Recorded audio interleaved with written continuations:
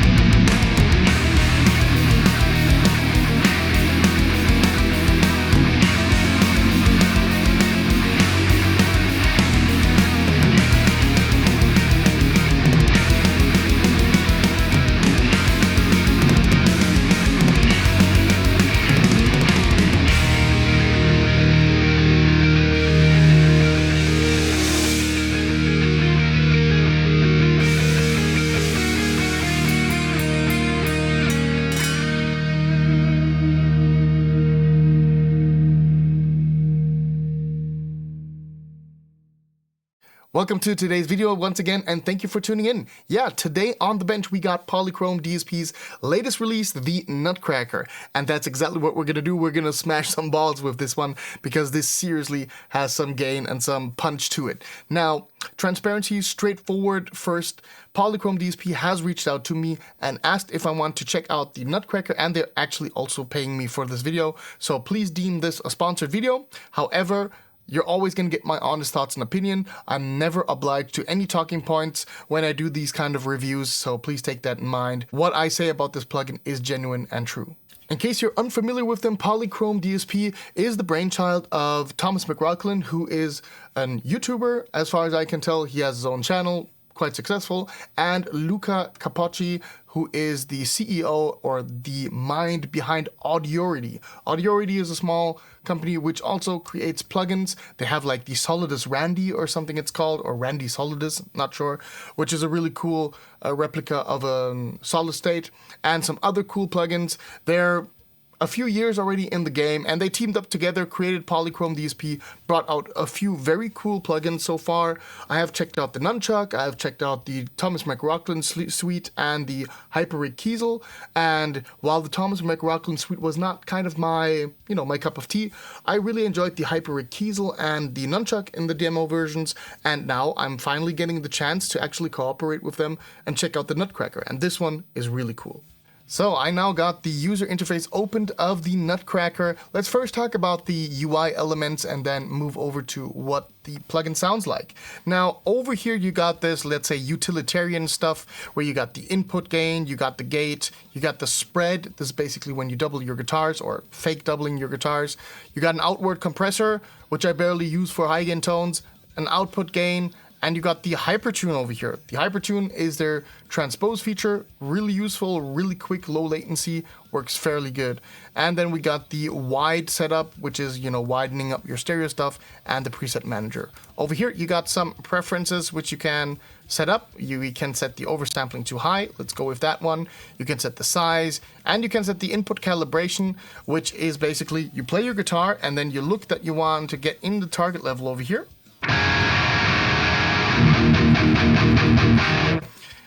And since I got medium pickups, I want to be somewhere in the middle. That's exactly where I land at, and so I'm happy to boost that at 8 dB. Next up, yeah, you got the amplifier over here, and you got these blocks over here down below. So you got effects like boosts and distortions, you got your speaker stuff, you got your EQ, and then you got your delay stuff or your time-based effects. At all times, you got the amplifier visible, which is something which I really like and enjoy. This is something which has been recently coming up, for example, in the Bogen digital plugins as well. I really like that you always have control and can go back to the amplifier.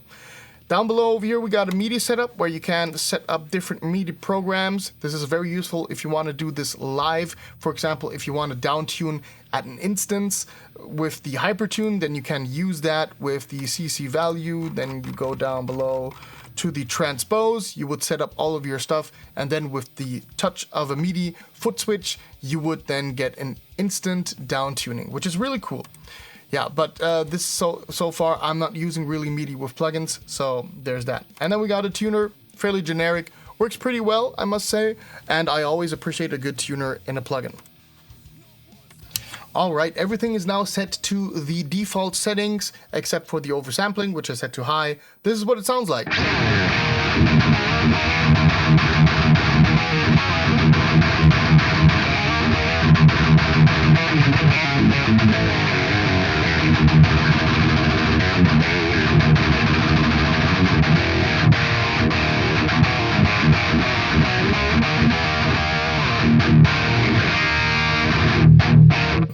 Really good sounding amplifier, I must say. Straight out of the box, I really enjoy the tone which I'm getting over here. That immediately inspired actually the intro track which you heard. So really kudos to PolyChromeDSP that they really got a nice sounding tone at an instance when you open up the plugin. That is something which I find really important, especially for beginners.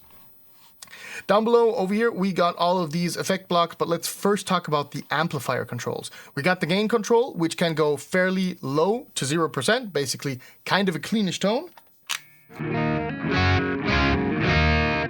to all the way up to full blast gain.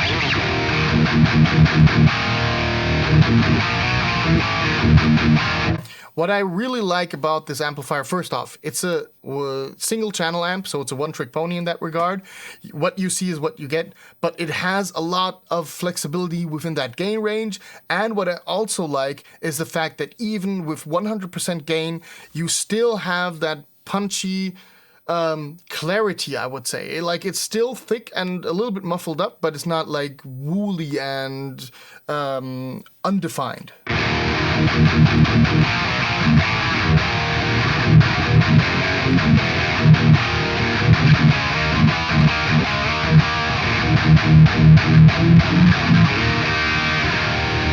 You know, like, that's a really good sounding amplifier at its core. Yeah, when it comes to the equalization, yeah, let's just see what the frequency sweeps are.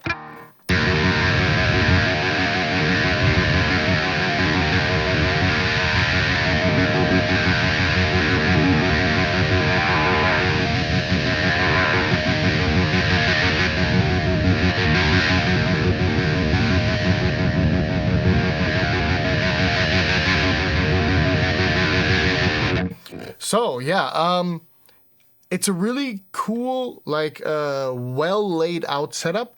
Nothing is like too overly harsh or too overly, you know, like cutting out the frequencies. Of course, if you take out the bass completely, you're losing a lot of low end, obviously, but you can go with different characteristics. Like if you want to have like a really scoop tone, you would go with this kind of setup over here.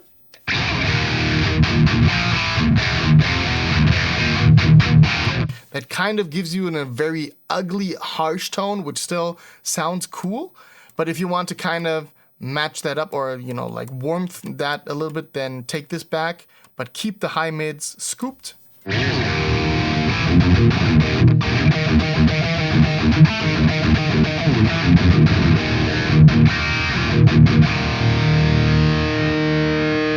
And if you want a more rocky tone, you go for the high mids and take back the gain.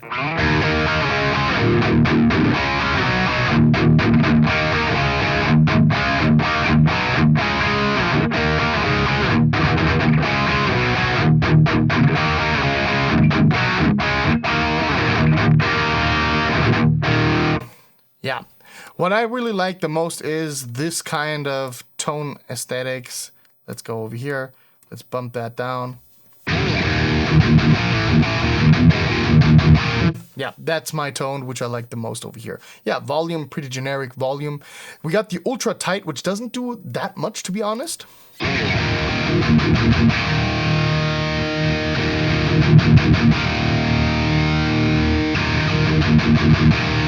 I mean, it takes out a certain frequency, so there's that, but I'm not sure if I would leave that engaged. I rather have like that oomph to it. And supercut is that super gimmicky telephone sound.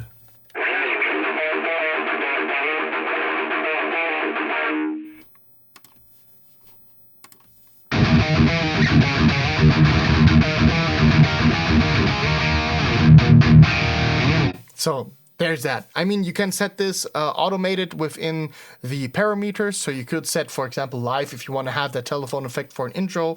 Then you can easily set that up. And then again, with the flick of a foot switch, you got a completely new tone and can go with that. For that, the MIDI is super, super cool. Yeah, tube age.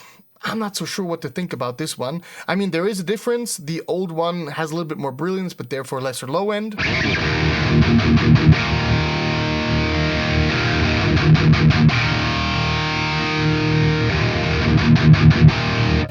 But I'm not so sure if that really is the case. So like if you have older tubes that they have then less low end, more brilliance, I'm not so sure about that. Okay, let's move on to the single blocks, and let's start, of course, obviously with the preamps or the boost effects. So in order to kind of highlight them, I'm gonna, of course, dial back the gain a little bit. Yeah, so we got first the compressor, which is, you know, fairly generic compressor. We can set the amount over here.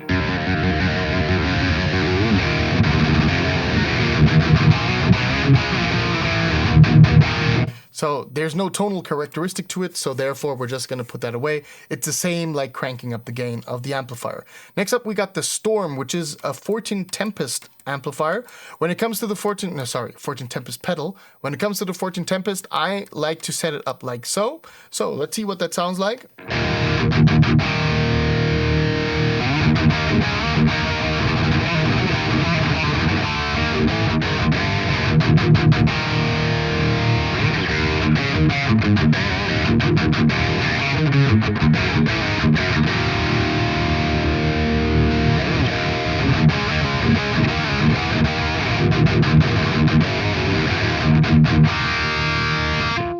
The boost sounds really cool. I'm not sure which one this is emulating, but I like this a lot.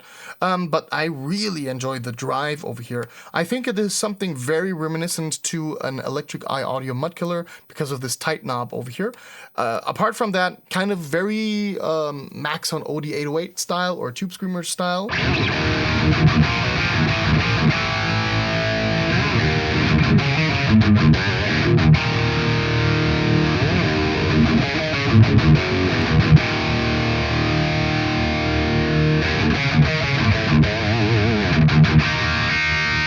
So it does that same thing like the fat thin knob on the Electric Eye Audio Mud Killer, kind of, you know, cleaning up the rumble in the low end. So I'm going to leave it where it is currently, set the tone back a little bit, and then we're going to move on to the speaker setup. Now, to be honest, the speaker setup is the part of the plugin which I am not that much of a big fan of, because I think it's a little bit underwhelming. We don't have like this movable stuff over there. I really like that in plugins. I mean, call me stupid, call me childish, whatever. I really like to have full control over the tone which I'm sculpting over here, and here I basically have to live with 10 sounds which Polychrome has decided are good enough for the amplifier, and I have to live with that one.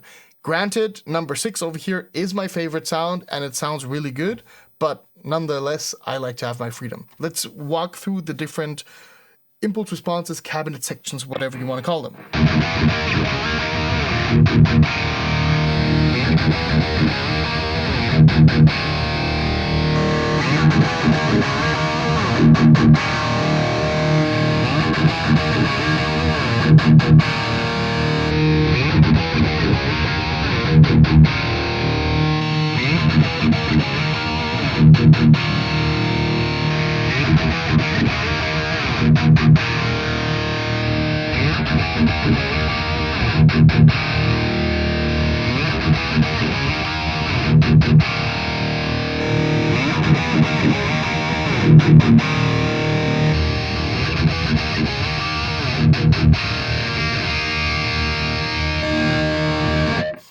All right, so yeah, that's that. As I said before, number 6 and maybe number 9 are my favorite out of this one. These are also the ones which I used in the full mix. I have to say, this dark to bright graph or indicator doesn't make sense to me, because I think that 2 or 4, I'm not sure, one of them sounded way brighter than others down here below. So let's check out number 2.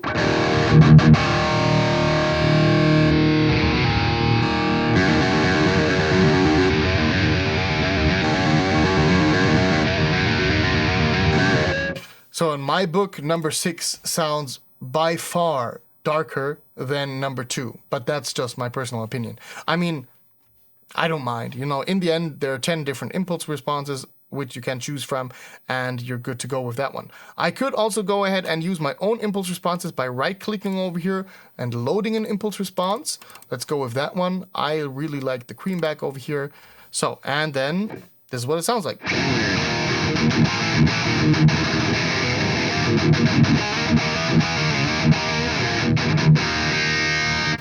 All right, so let me go back very quickly to number 6 in order to demonstrate this part of the plugin, and then we're going to go over here with the impulse response. So, yeah, resonance and air, pretty self-explanatory.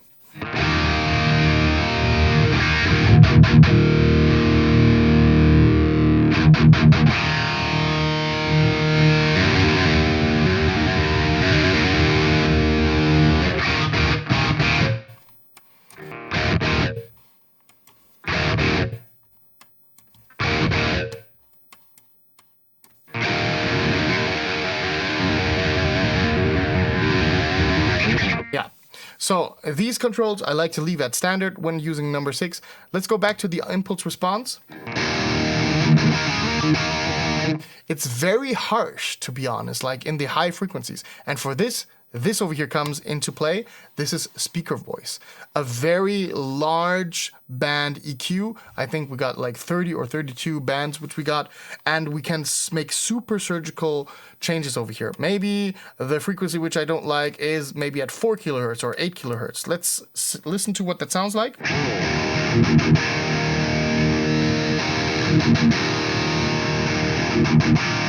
Already a lot better than it was before. I can now go ahead and bump maybe a little bit the low end and take out the mid, so I can really sculpt my tone over here.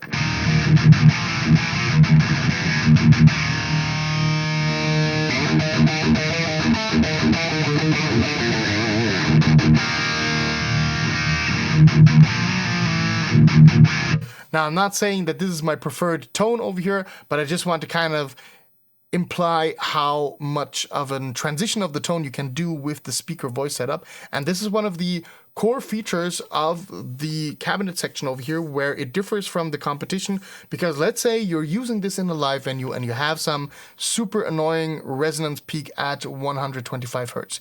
You can just pull this out. You don't have to rely on the front of house to do the work for you. You can easily listen to what's going on, pull that out yourself, and you're good to go. For this is really cool and flexible in that sense.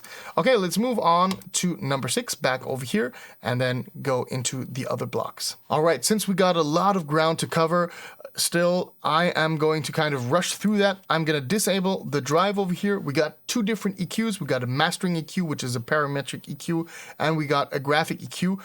On the graphic EQ, which I like, you can set this to either pre, so before the amp, or after the amp.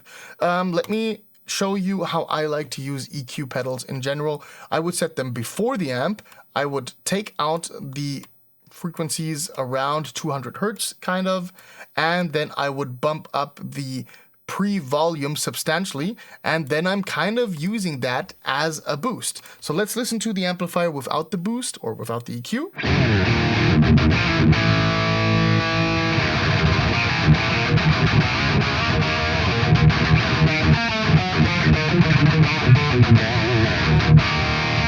And now you can go ahead and make it a little bit more clanky by setting up this like this.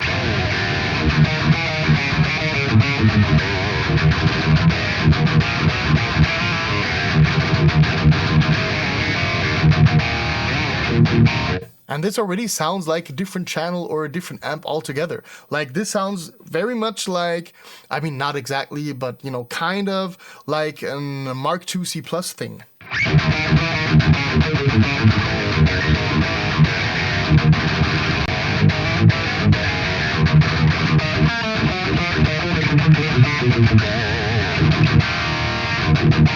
And if you now combine that together with a strong EQ behind the amplifier, so using the mastering over here, then you can really sculpt your tone drastically. I'm now going to do some very extreme moves, but this is just to demonstrate. This is not to say this is how I would set up things. So let's boost maybe the high frequencies a little bit more. So there we go.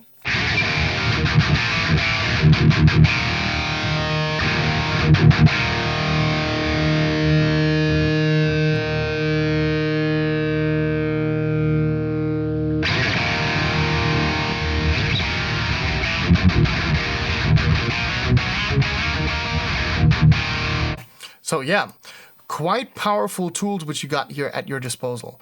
Let's go over to the time-based effects, delay and reverb. Let's set them up to some fairly generic stuff.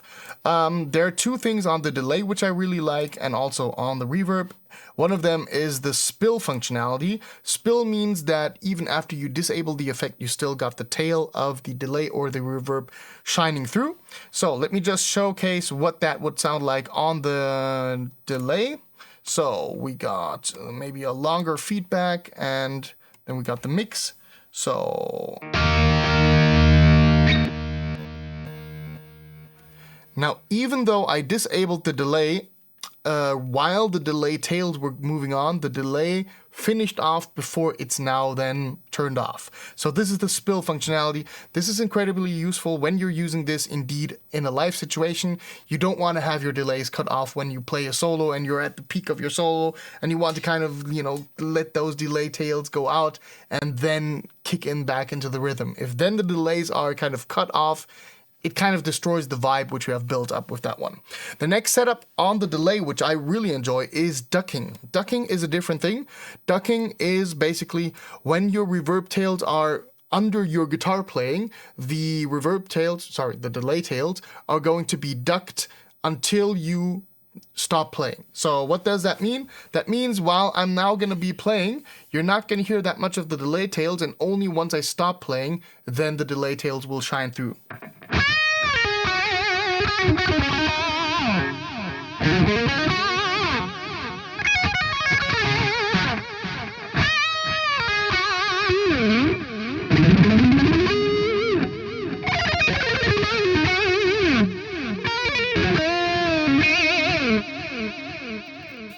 So, as you could hear, every time I kicked in back with playing, the playing was pretty clear because the delay tails, which were then following, were ducked under my playing. And this is super, super useful in order to retain clarity while using a delay, especially when doing lead playing. I mean, maybe not so important if you're doing like very ambient stuff, but if you just want to kind of feed the delay a little bit under your lead tone, then something like the ducking feature is incredibly useful. So we now have walked basically through the entire feature set of this plugin, but I want to showcase two things. One thing is one of the factory presets, which has really blown me away because it showcases how versatile this amplifier can be, even though it's a single channel amp. And the other one is actually running the Nutcracker through a solid state power amp, which I got over here, which is connected to my Marshall 4x12, because I think that the plugin really shines in that aspect. Let's start first with the factory preset over here. We got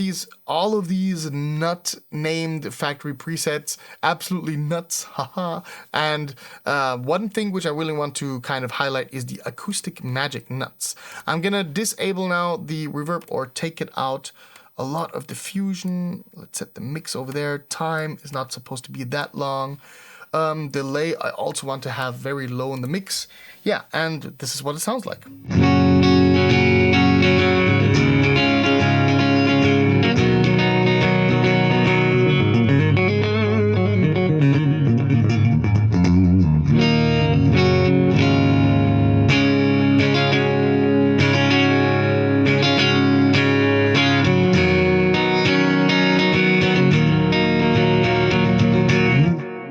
I mean, even though I totally suck at playing clean guitar, I can definitely tell this is one of the better clean tones, which I can get out of plugins over here. I could now get this even cleaner by setting the input a little bit lower. Let's go with that one.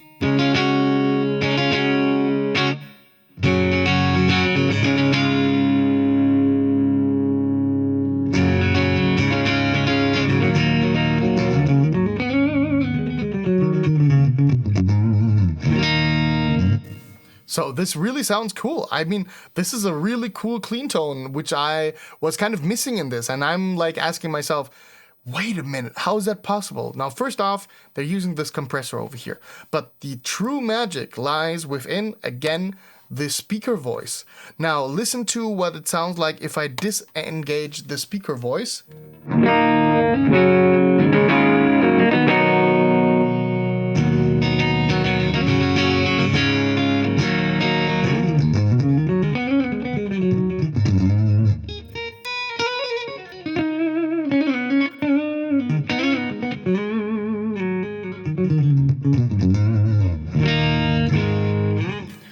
So this really showcases how important the EQ after your amplifier is, because without this speaker voice feature, of course, you could then try to use the built-in EQ, which is also in use already over here.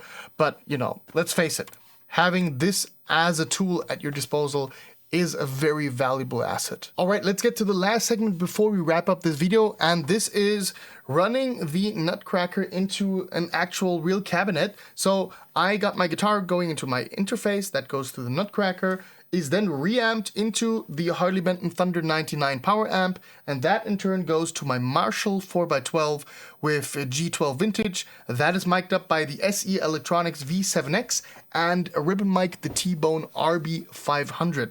And yeah, again, the default settings, this is what it sounds like with the impulse response, of course, deactivated.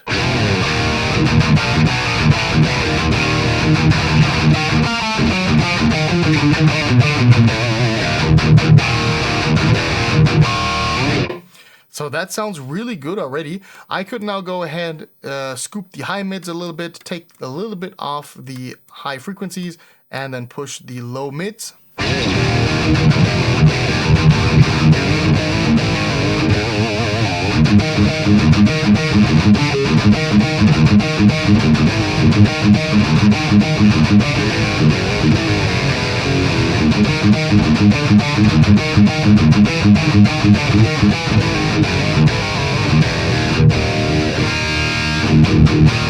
And now I could go ahead and maybe, you know, transform this amplifier even further by maybe taking out the 4K, maybe taking out the 8K.